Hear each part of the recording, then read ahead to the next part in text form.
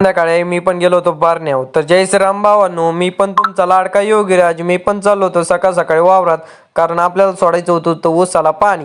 मग इथं येऊन बघतो तर वावरात एकदम मस्तपैकी धुकं पसरलेलं होतं आणि इतका भारी व्ह्यू नजारा दिसत होता ना. असा नजारा फक्त शेतकऱ्याला दिसू शकतो. मग तिथून पुढे घरी जाऊन मी पण आलो परत वावरात, कारण आपलं निसटलं होतं बँड बसून झाल्यावर रस्त्यात घरी जाताना भेटले आपल्याला आकाश शेठ, रोहित शेठ आणि तेजस शेठ. मारित होते गप्पा.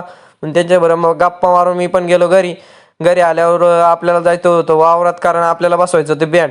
मग मी पण निघालो ऊसातून वाट काढीत हळू हळू हळू, कारण आमच्या इकडं आहे ऊसात वाघ.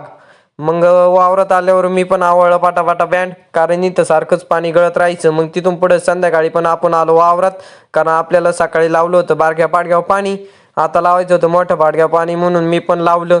मग घरी जाताना आपल्या सोबत होते बबलू शेठ आणि दुगन शेठ, कारण सोबत तर पाहिजे ना कोणीतरी, म्हणून आलो त्यांना घेऊन.